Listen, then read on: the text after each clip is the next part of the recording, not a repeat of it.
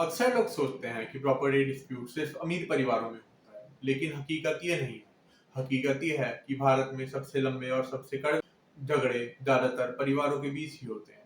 एक पिता की डेथ के बाद प्रॉपर्टी की कागज सामने आते हैं। कोई कहता है कि विल वसीयत उनके नाम पर है, कोई कहता है प्रॉपर्टी की सबसे लंबे समय तक देखभाल उन्होंने की है। कई बार भाई बहन, चाचा भतीजे और अन्य रिश्तेदार आमने सामने खड़े हो जाते हैं। ये बात कब बढ़ जाती है? कब बढ़ जाती है समस्या? प्रॉब्लम तब बढ़ जाती है जब किसी एक मेंबर ने पूरी जमीन या पूरे मकान पर कब्जा कर लिया हो और बाकी लीगल हायरर्स को उनका हिस्सा देने से इनकार कर रहा हो। एक महत्वपूर्ण लीगल फैक्ट, बहुत लोग ये नहीं जानते कि बहुत समय तक किसी प्रॉपर्टी पर कब्जा रखने से ये जरूरी नहीं कि उसकी लीगल ओनरशिप आपके नाम हो जाए।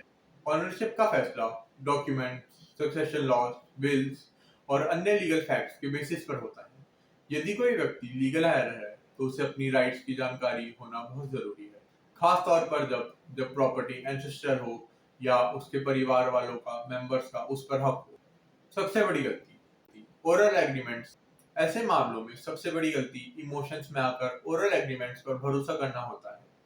बरसों बाद वही बातें विवाद का कारण बन जाती हैं। लीगल पॉइंट ऑफ व्यू से डॉक्यूमेंट्स महत्वपूर्ण रोल निभाते हैं।